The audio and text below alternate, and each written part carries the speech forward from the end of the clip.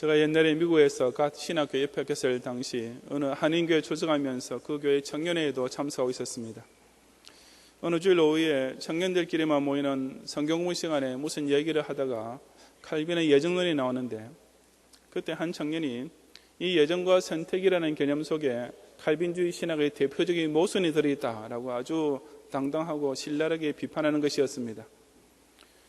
그 청년은 평소에 신학에 꽤 관심이 많고 나름대로 신학 공부를 독학으로 하고 있는 사람이었습니다. 그러다가 아마 하나님께서 미리 다 선택해 놓으셨다면 사람 편의 의지나 행위라는 것은 아무 의미가 없다는 말이 되는 것이니 그 자체로 모순이 아니냐라는 알미니안주의식의 비판을 어디서 들은 모양이었습니다. 하지만 우리 개혁주의 신학 입장에서 볼 때는 이 선택, 즉 하나님께서 구원하실 택자를 미리 예정해 놓으셨다라는 개념은 한치라도 양보하거나 빼버릴 수 없는 너무나 귀중한 진리를 함축하고 있습니다. 이것은 모든 존재 세계에 대하여 완벽하게 작동하고 있는 하나님의 절대적인 주권이 인간의 구원 문제에 있어서도 예외 없이 절대적으로 적용되는 것이 지극히 당연함을 고백하는 아주 논리적인 신학입니다. 또한 이것은 구원받게 된 사람으로 하여금 자기 편에 썼던 공로라는 것을 조금도 내세우지 않고 전적으로 하나님께만 모든 감사와 영광을 돌리게 만드는 실로 은혜 충만한 교리이기도 한 것입니다. 무엇보다도 이 하나님의 주권적 선택이라는 교리는 결코 칼빈이 만들어낸 것이 아니고 성경 곳곳에서 명백히 증거하고 있는 진리를 칼빈이 조직신학적으로 체계화해 둔 것일 따름인 것입니다. 오늘 본문 역시 그런 내용의 대표적인 한 예입니다. 이 본문은 다윗이 솔로몬과 이스라엘 백성에게 성전 건축의 사명을 완수하려고 마지막으로 부탁하는 장면입니다. 그 다윗의 유언 같은 말 중에 여러 번 반복되는 중요한 표현이 있는데 그것이 바로 하나님께서 택하사, 하나님께서 택하시고, 하나님께서 택하여 라는 말로서 본문 1절부터 10절 사이에만 해도 6번이나 등장하고 있습니다. 다윗은 자신의 평생을 돌아보면서 총정리하고 이제 자기 아들 솔로몬과 백성들에게 그 중차대한 성전 건축의 사명을 위임하는 자리에서 바로 이 생각, 즉 하나님께서 자기와 자기 아들 솔로몬과 자기 백성을 선택해 주셨다라는 이 감격에 충만해 있었던 것이었습니다. 그렇다면 그 하나님의 선택은 구체적으로 어떤 것이었습니까? 이 시간 저와 여러분은 오직 하나님의 택함을 입은 성도만이 누리게 되는 세 가지 특권적인 은혜가 무엇인지를 주신 말씀을 통해 함께 상고해 보고자 합니다. 첫째로 성도는 선택을 통하여 하나님의 존귀한 자녀가 됩니다. 본문 1절부터 4절까지 말씀을 함께 봉독하겠습니다. 다윗이 이스라엘 모든 방백 곧 각 지파의 어른과 체번하의 왕을 섬기는 반장들과 천부장들과 백부장들과 및 왕과 왕자의 산업과 생축의 감독과 환관과 장사와 용거사를 예루살렘으로 소집하고 이에 다윗 왕이 일어서서 가로되 나의 형제들 나의 백성들아 내 말을 들으라. 나는 여호와의 언약궤 곧 우리 하나님의 발등상을 봉헌할 전 건축할 마음이 있어서 건축할 재료를 준비하였으나 오직 하나님이 내게 이르시되 너는 군인이라 피를 흘렸으니 내 이름을 위하여 전을 건축하지 못하리라 하셨느니라. 그러나 이스라엘 하나님 여호와께서 전에 나를 내 부친의 온 집에서 택하여 영원히 이스라엘 왕이 되게 하셨나니 곧 하나님이 유다 지파를 택하사 머리를 삼으시고 유다의 족속에서 내 부친의 집을 택하시고 내 부친의 아들들 중에서 나를 기뻐하사 온 이스라엘의 왕을 삼으셨느니라고 했습니다. 자신의 후반 반평생을 오직 성전 건축 준비를 위해 다 바쳐왔던 다윗은 이제 백성들의 대표자들을 불러놓고 그 사명을 완수해 줄 것을 유언처럼 당부하기 시작합니다. 그것은 정말이지 다윗이 생전에 자기가 직접 하고 싶었던 일이었지만 하나님께서는 그에게 너는 군인이어서 피를 많이 흘렸기 때문에 내 이름을 위한 성전을 건축하지 못할 것이다 라고 말씀하시면서 허락해 주지 않으셨습니다. 그래서 그는 대신에 성전 건축할 재료를 준비하는 데에 전력을 기울여 왔던 것이었습니다. 하지만 다윗은 하나님께서 그처럼 자신을 성전 건축을 위한 적임자로 선택해 주지 않으셨다고 해서 불만을 가지지 않았습니다. 왜냐하면 그에게는 하나님께로부터 그보다 더 중요한 존재로 이미 선택받은 일이 있었기 때문이었습니다.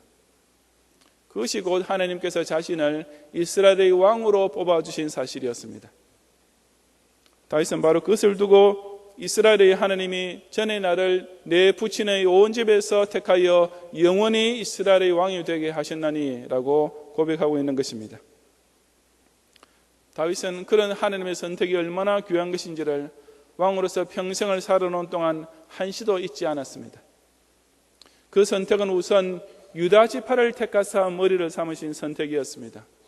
그것만 해도 12대 1의 선택이었습니다. 그 다음 이어서 유다 족속에서 내 부친의 집을 택하시고 라고 했으니 그것만 해도 또 몇십 대 1, 몇백 대 1은 되었을 것입니다. 거기다 다시 한번 내 부친의 아들들 중에서도 나를 기뻐하사 택해 주셨으니 그것은 또 8대 1의 선택이었습니다.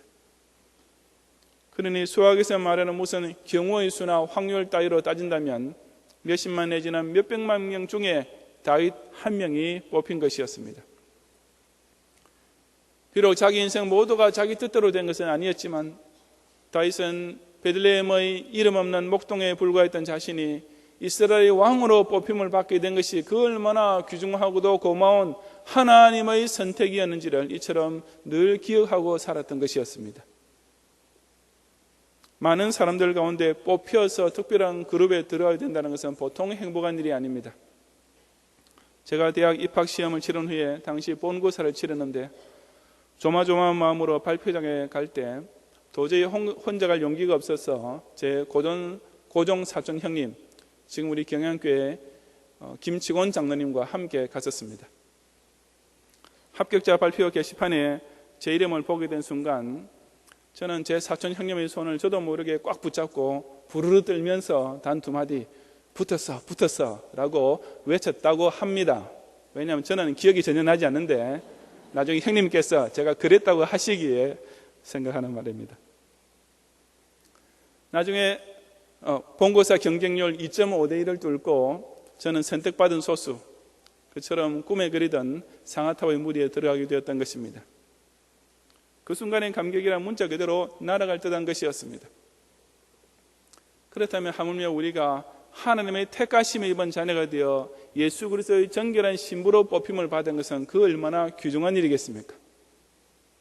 그저 죽어 마땅했던 죄인들 가운데 한해 불과했던 저와 여러분이 2.5대 1 정도가 아니고 문자 그대로 천에 하나 만에 하나 하나님께서 선택해 주심으로써 이 존귀한 성도의 신분을 얻게 된 것입니다. 이 놀라운 선택의 은혜를 깨닫는다면 자신의 인생이 자기 뜻대로 좀 되지 않는다고 해서 하나님께 불평할 수 있겠습니까? 하나님께서 만사를 모두 다 내가 원하는 대로 해주지 않으신다고 해서 이런 최고의 특권을 이미 베푸르신 하나님을 감히 원망해도 되겠습니까? 어림도 없는 일입니다. 오직 하나님의 일방적이고도 무조건적인 선택에 의하여 하나님의 자녀가 되었다는 이 구원의 확신 안에서 평생토록 늘 만족하며 감사드리는 성도들이 되시기를 바랍니다. 둘째로 성도는 선택을 통하여 축복의 기업을 이어받는 상속자가 됩니다. 5절부터 8절까지의 말씀을 함께 봉독하겠습니다.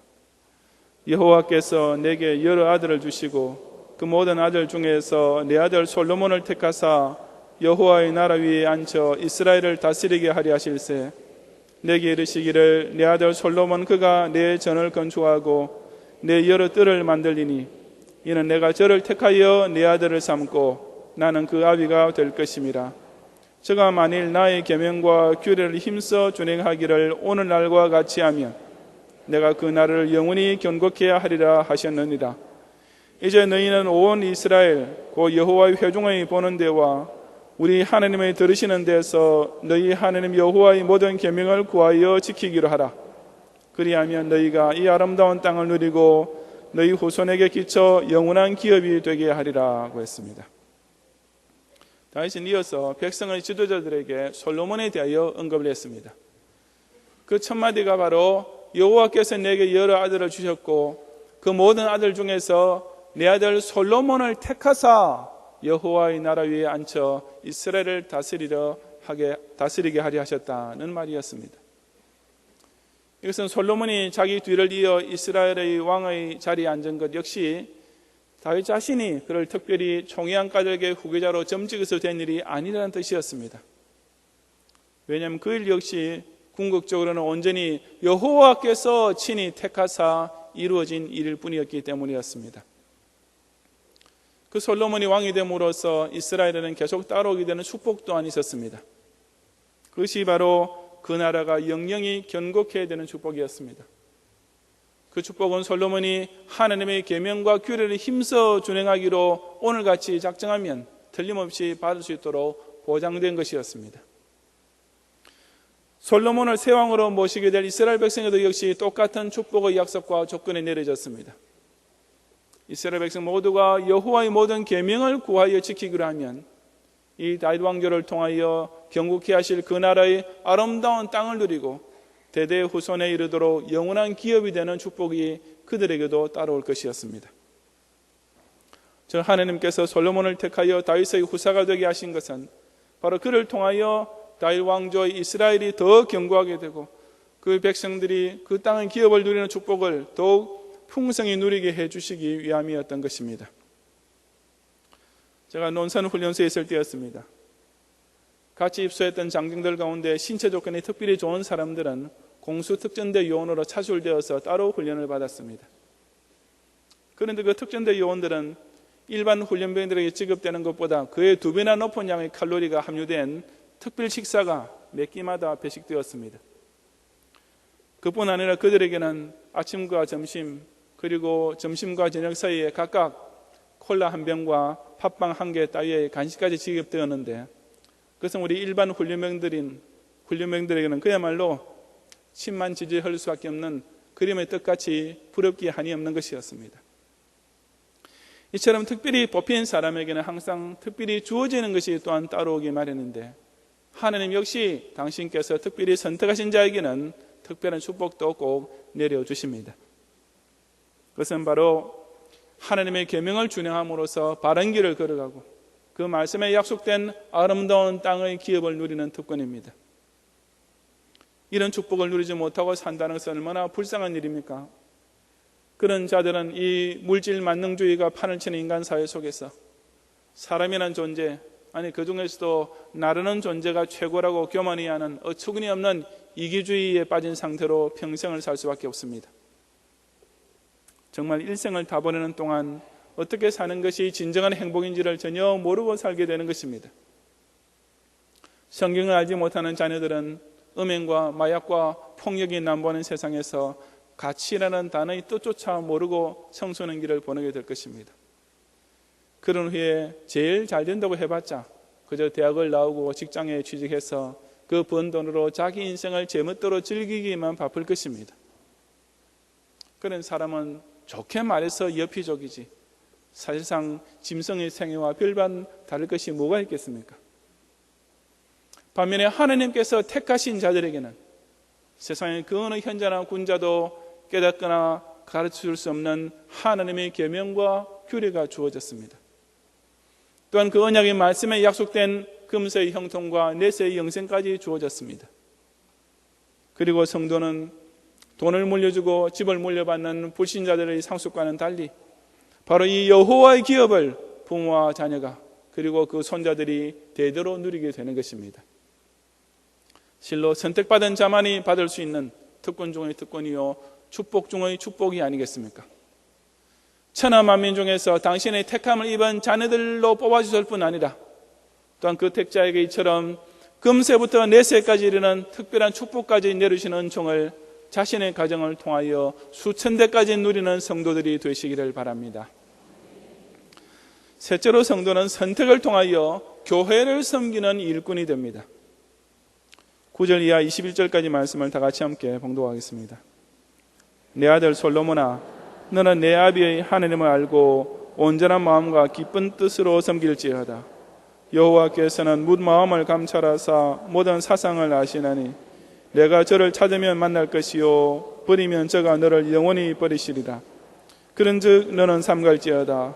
여호와께서 너를 택하여 성소의 전을 건축하게 하셨으니 힘써 행할지니라.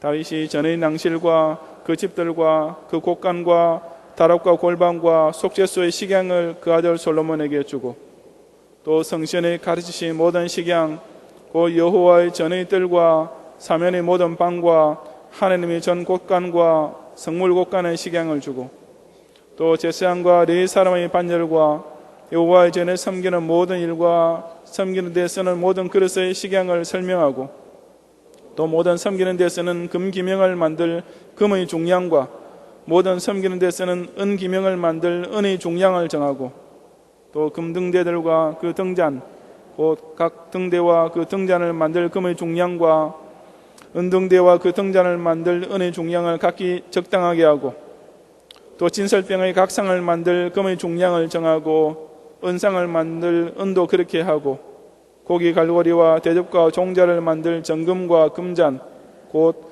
각 잔을 만들 금의 중량과 또 은잔 곧 각 잔을 만들 은의 중량을 정하고 또 향단에 쓸 정금과 또 타시는 처소된 그룹들의 식양대로 만들 금의 중량을 정하여 주니 이 그룹들은 날개를 펴서 여호와의 언약궤를 덮는 것이더라.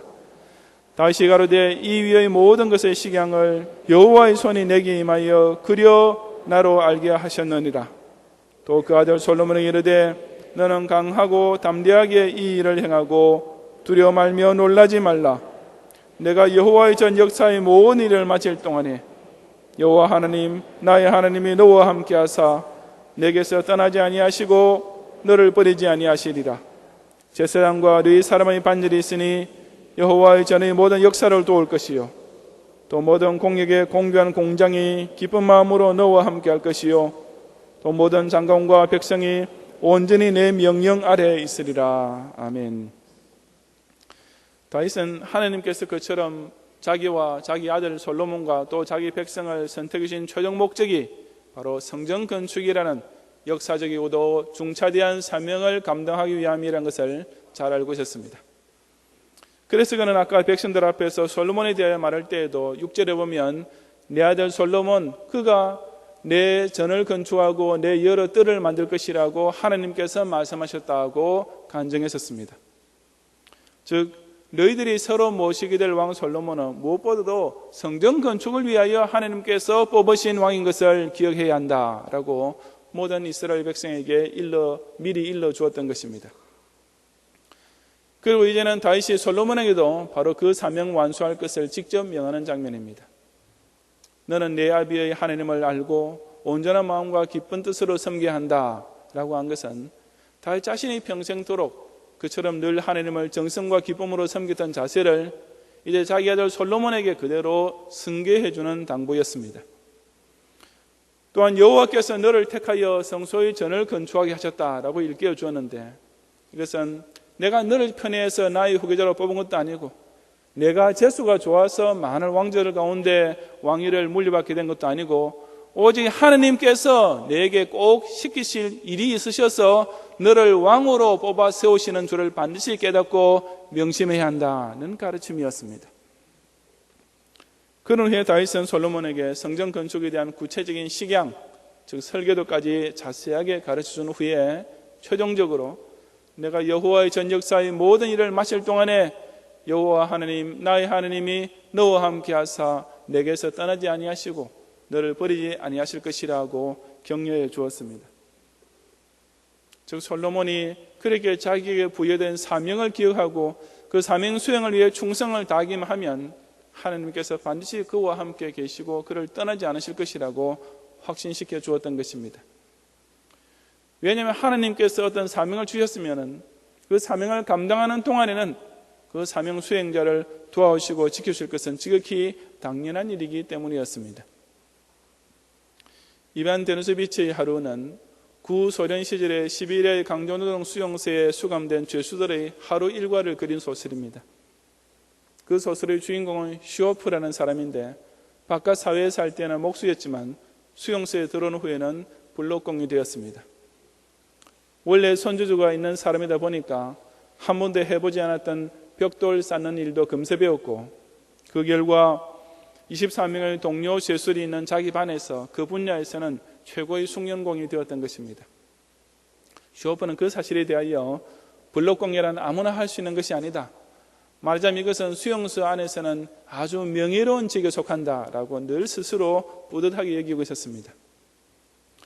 왜냐하면 쇠술이 하게 되는 노동은 여러 가지 천한 것들도 많이 있었지만은 그 중에서도 이 일이 제일 중요했고 그래서 정말 일손 좋은 사람만 할 수 있는 것이기 때문이었습니다. 이처럼 많은 사람들 가운데 무슨 일을 잘하는 사람으로 뽑히는 것도 아주 영예로운 일이라면 더욱이 교회에서 쓸모있는 사람으로 뽑힌다는 것은 더욱 그러하지 않겠습니까? 교회에서 무슨 직분을 받고 봉사하게 되는 것은 결코 어떤 귀찮고 힘든 일을 떠맡게 되는 것이 아니고 정말 자랑스러운 일에 명예롭게 부름을 받는 것입니다. 목사, 장로, 집사, 권사로 세움받는 것은 그것이 하나님께서 가장 중요한 일을 맡기시기 위하여 특별히 뽑아주신 것이라는 사실을 깨닫고 명심하는 자에게는 실로 영광스러운 일이 아닐 수 없는 것입니다. 그렇지 않고 그런 직분을 그저 사람이 뽑아준 것으로 여긴다면 이것은 직분을 무슨 훈장이나 높은 자리처럼 여기는 죄가 될 수밖에 없는 것입니다. 하나님께서 우리를 부르시는 마지막 단계, 최종 목표는 오직 교회를 섬기는 일꾼이 되게 하시려는 데 있습니다. 하나님께서 우리를 선택하여 존귀하게 만들으셨고 하나님께서 우리를 뽑아 특권적인 축복까지 베풀어 주셨으니 이제는 바로 그런 하나님께 진심으로 감사하는 가운데 그 맡겨진 사명을 위해 오직 기쁜 마음으로 충성을 다하는 성도들이 되시기를 바랍니다. 성도 여러분, 다윗이 이스라엘 왕으로 뽑힌 것은 다윗 자신의 의지나 노력에 의해 이루어진 것이 결코 아니었습니다.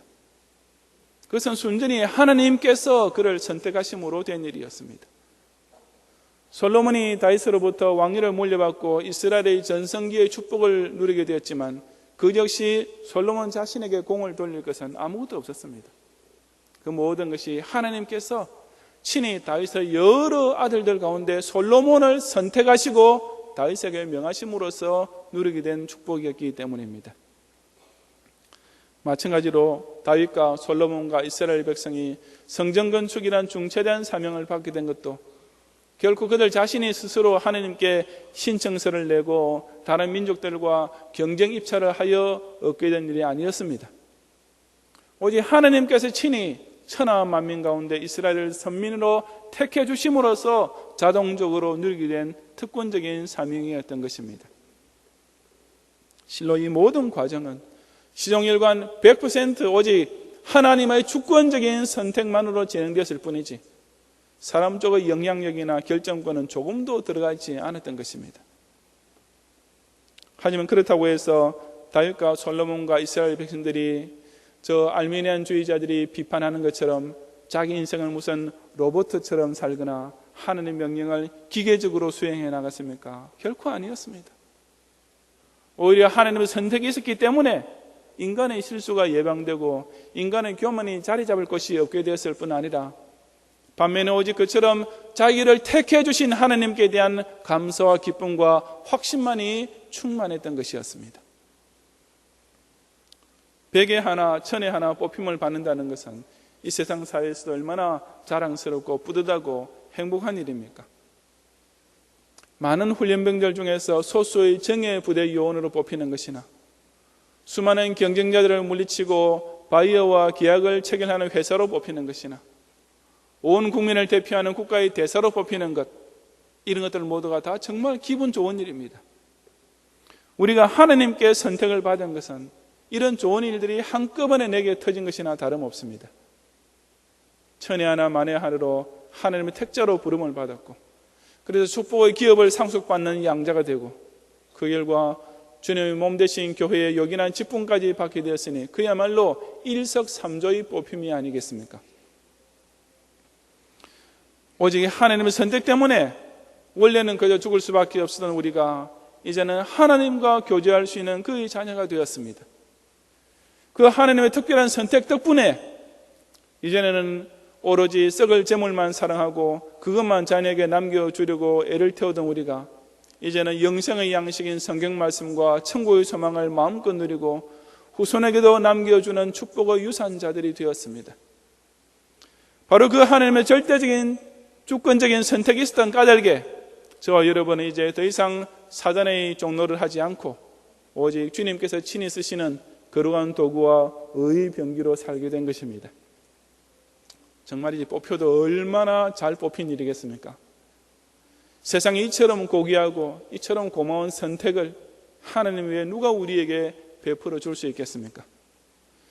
여호와께서 나를 택하여 베푸르신 이 놀랍고도 엄청난 은혜를 늘 기억하면서 그렇게 나를 선택해 주신 하나님께 항상 감사와 영광과 충성을 바치는 성도들이 되시기를 주님 이름으로 축원합니다.